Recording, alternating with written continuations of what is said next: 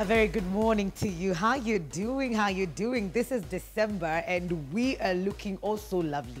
We want it to be as lovely, as lively as it could be. Remember, every single Wednesday is all about relationships, so we call it Relationships Wednesday. We've got Pastor Crystal Akusa will be joining us later for Style My Wife, Style My Hubby. We've got Mandate, Ask Pastor Chris, and Nisame. We start with Monday. Mandate, kama kawaida. And today we've got Lois and Veronica. Karibuni sana. Thank you.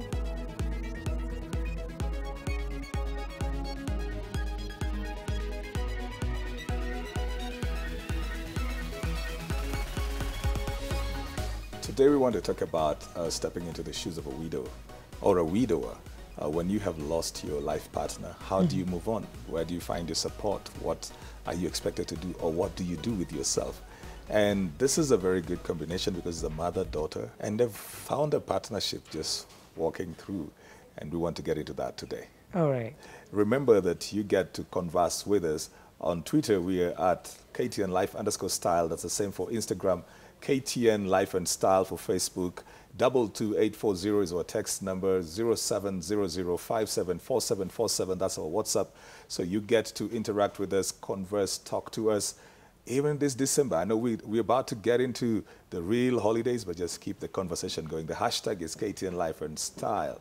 My personal Twitter handle is at CJ Atemo, Chris J Atemo on Facebook, and Chris Atemo on Instagram. Welcome, Veronica and Lois. Thank you.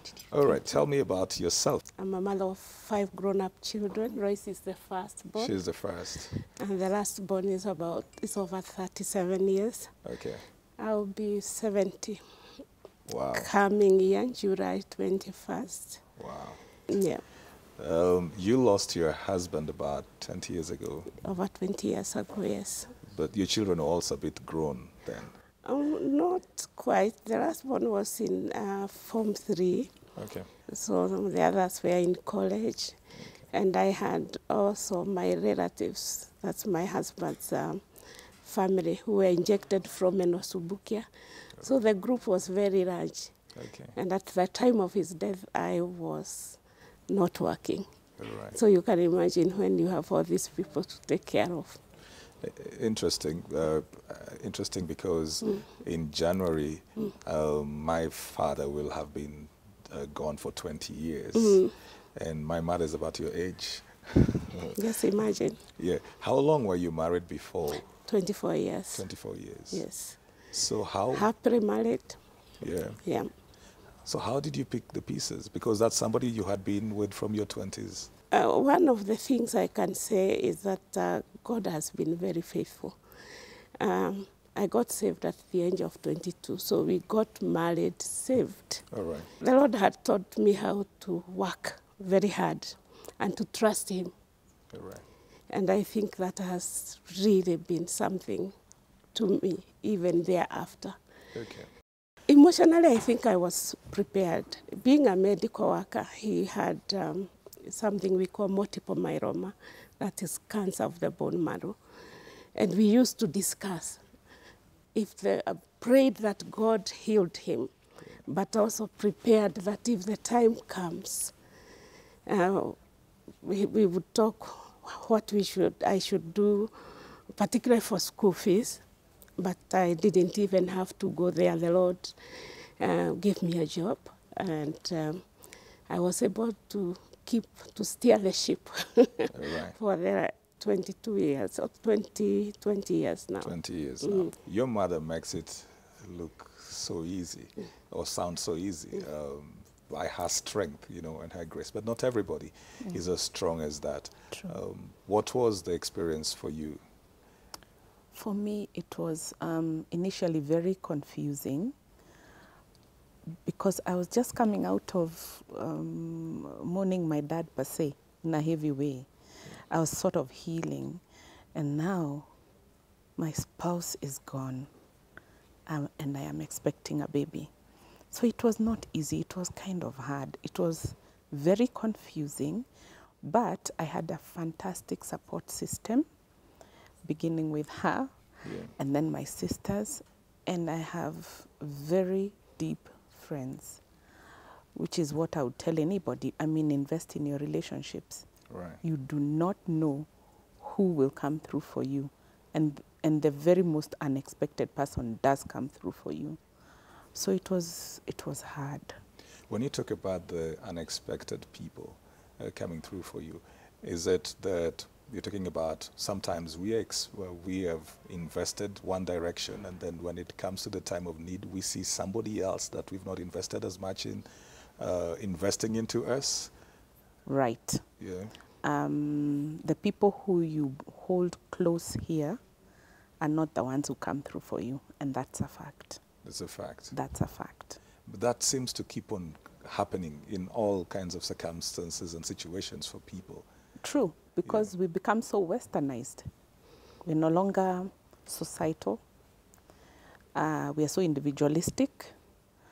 And because of the changes in whatever is happening in the world, you prioritize differently. I'll not say wrongly, but differently. Yeah. But I tell you, my childhood friends are my closest Very friends. Could it be because, they knew you before you became anything or had anything? So Yeah. they really don't mind you getting to your lowest. Yeah. You don't have to impress them. As Yeah. opposed to people that we meet later on in life. Looking at you right now, nobody would even tell that, that you're really, True. And when somebody meets you right now, Yeah. there's this perception that they have Yeah. of who you are, Yeah. what you have, what you can do, how they can benefit, and all of that. So when this is removed, Yeah. some of them cannot handle that. Yeah, because like for me, I am supposedly one of the strong characters. So vulnerability for others, they cannot deal with my vulnerability. But those who I've grown up with, those who know how the dirt we used to collect, the games we used to play, the who I really am, those they don't mind. And they are very few. All right. Just tell us, when your daughter lost her husband, how did that make you feel? You were strong. You were strong at the loss of your husband. But sometimes mothers, you've got this soft heart for your children. So how did that make you feel? The day was bad for me because I had come from speaking to singles and windows of a church. Okay. Actually a deliverance church. They were in a retreat, and I remember telling them that death is like a spirit. And we prayed that our children will age together with their spouses. And then she calls me at 12 midnight, come. In fact, when she called me, she didn't tell me that her husband had had an accident. So I assumed my grandson, her son, who normally has asthmatic attack, is the one admitted at the hospital where she was calling me. When I went there, in fact, the first question, my son had accompanied me. So he said, Mom, it's her husband. She saw the car and the policeman on the road, Gong Road. So I first asked, where is Baba Dixon? And she kept quiet, and I shouted. And they were there on the couch. They were not even taken into the hospital. They died outside. I was frustrated. One, he was an auditor in Eastern Province. So whenever I prayed for his safety out there, but not in Nairobi. It was a Saturday, and he comes and they have fun. They go out, take a cup of tea or whatever. She was craving for chocolate, so they had a date. So I knew in the evening they are happy somewhere. But I think I have very strange belief about death myself. Being a Bible student and a born-again Christian for over 46 years, that time 36, I always tell myself, nothing comes to us by surprise. God knows about it. And when it happens, he steps in. And I think particularly Psalms 34 is the one which has been holding me during the times of my challenges, even when my husband was alive. I was shocked. I asked God, is this what I've been praying for? Is this what I prayed for today for them? But I thank God because in the dust of our life, you can find a jewel. Because at the end, I said, thank you, God. They were together. The two people they were not together.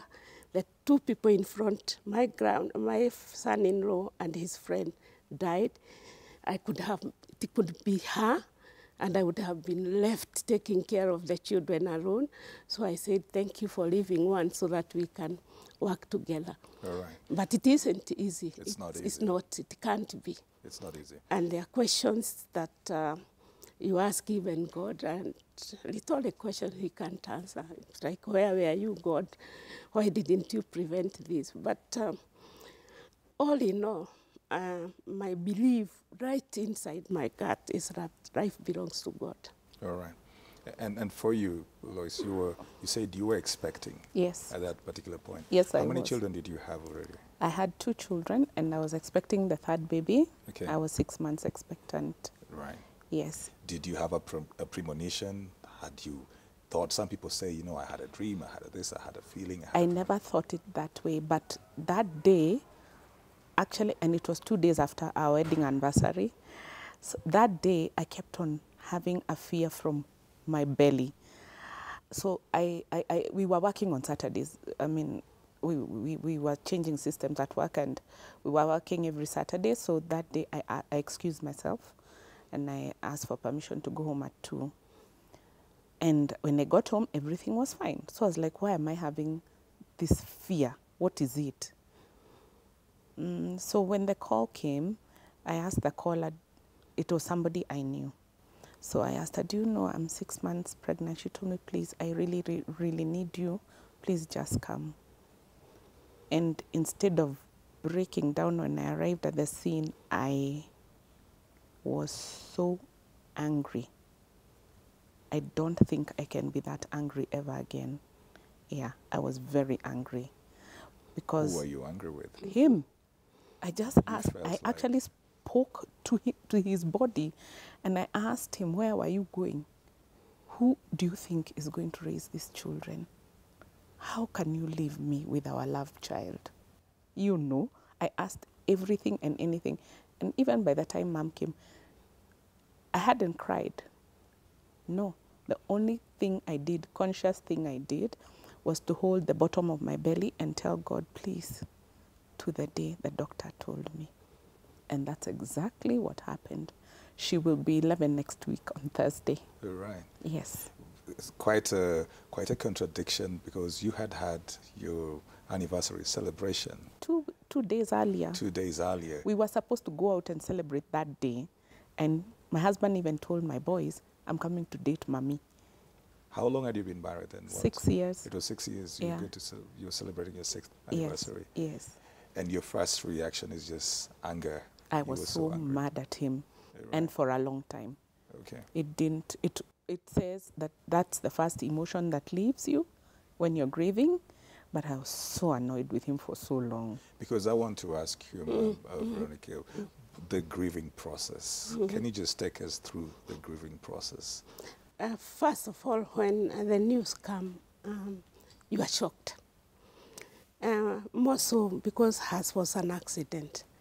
My husband was sick. So, and being a medical person who had even taught anatomy and physiology, I knew the balance couldn't tilt any side, despite the fact that I was telling God, you are able to change the situation. Right.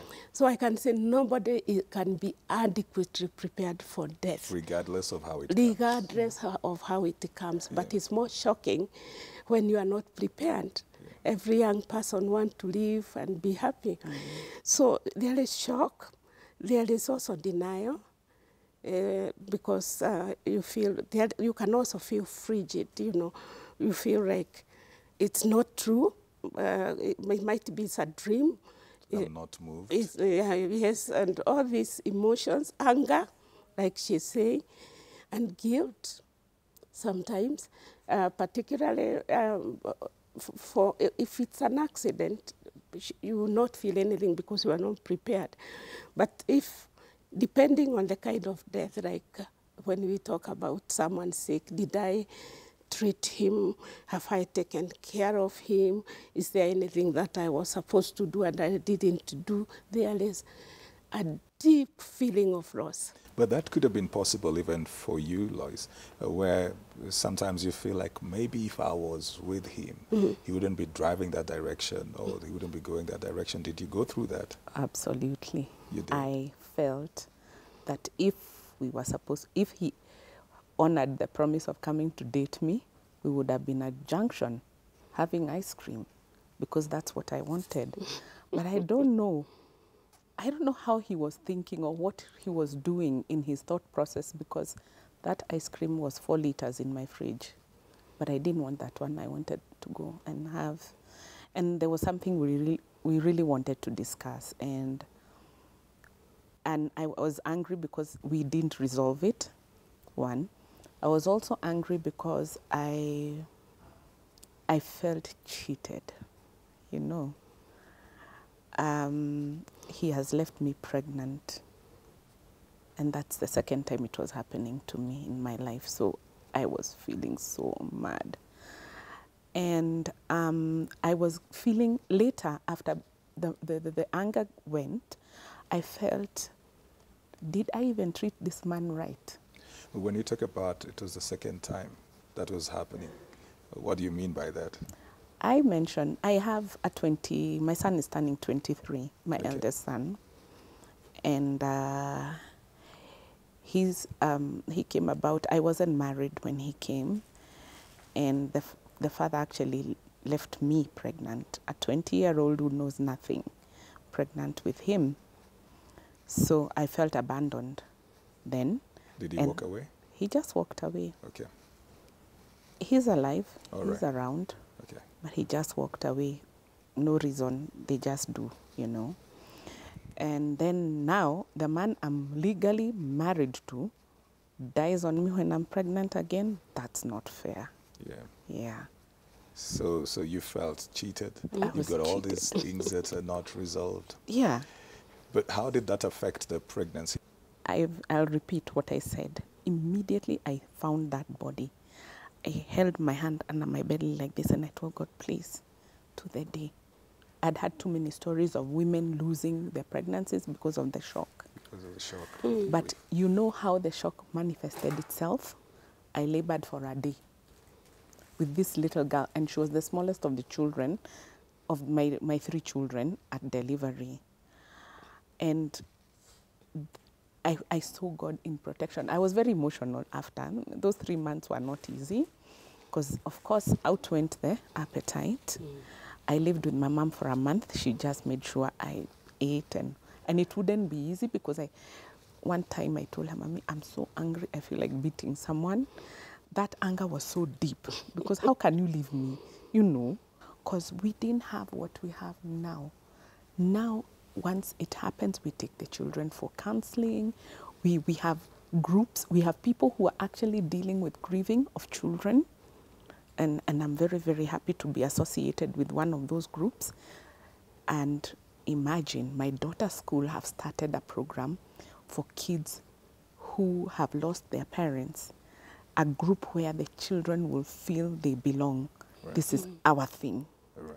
You know, something that wasn't there 11 years ago. I mean, I really struggled with emotions. And you know, boys are not very expressive. Your eldest children, you mentioned before you got on set that Yes, they're yes. boys. There are 2 boys. Right. Not very expressive, to a point where the second one, who was Daddy's favorite, grieved. And he was not able to tell me what he's feeling. And what has helped him is this other group that I'm a part of, where they help children grieve and bring everything out. And I think that's very important. Yeah. That's very important because children grieve in very Different different ways. ways. Not many people do know Yeah. that children grieve. You know, you just think, okay, the parents have gone, these kids do not know anything. But we're just about to run out of time. But I want to ask Lois, you know, Yeah. have you been able to move on now? It's 11 years. Have you been able to move on, find love again?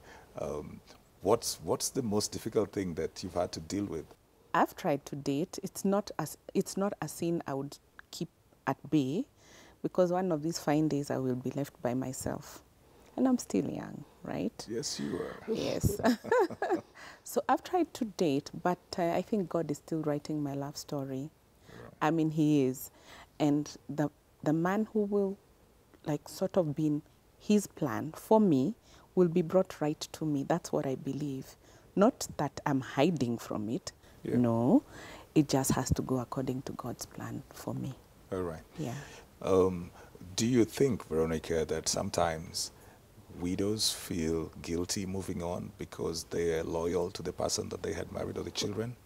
I think there is a lot of cultural problem that hold widows. One, generally, at our time, might be not now, we were looking for men who are better status than ourselves. So when you are left alone, first of all, you struggle to keep the boat rolling. Right.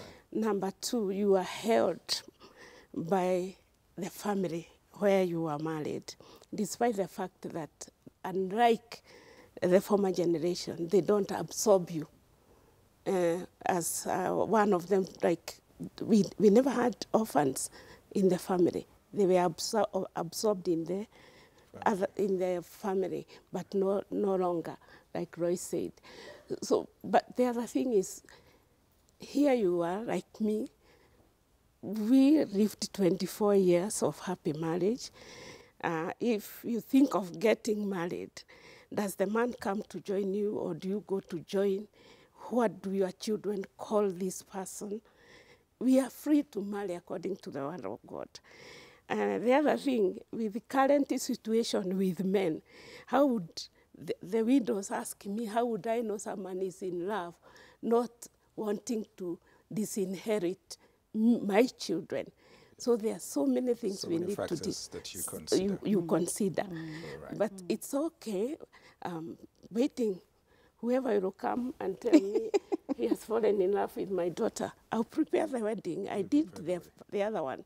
All right. So I am ready to do that. Okay. But while she's not married, I am her partner in progress. So I would tell every parent to prepare for life eventuality.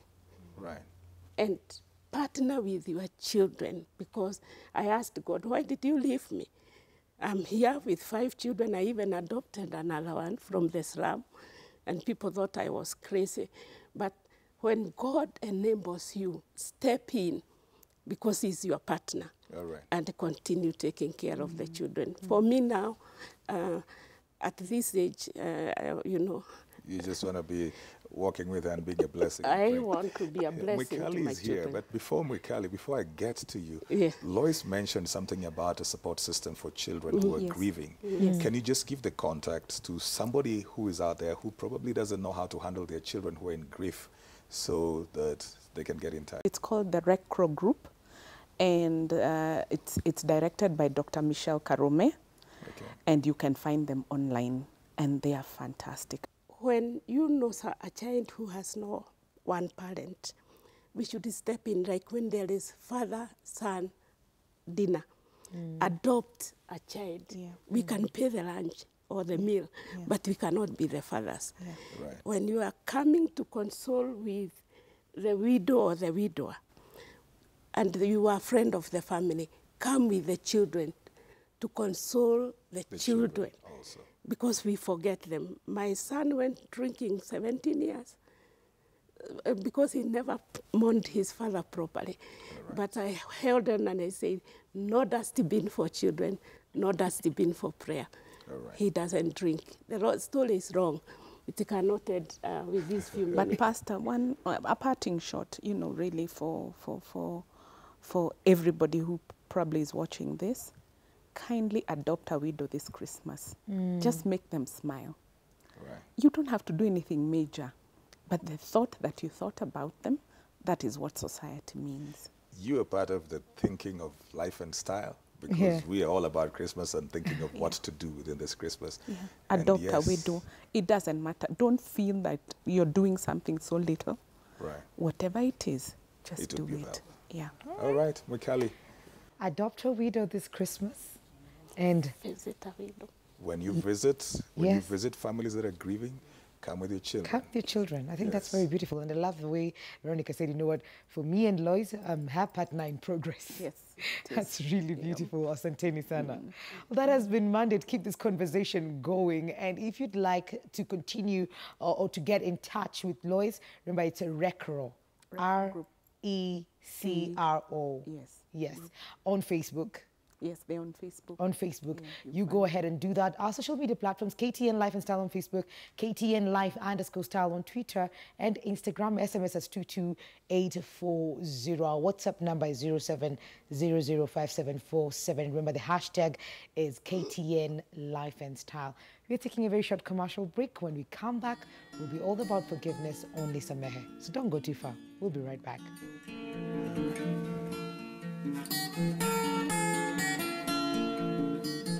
Kuna marafiki wenye tulikuwa tunaongea nao, nikimwambia shida zangu, saa zingine ananitumia 500, mwingine ananitumia 1000.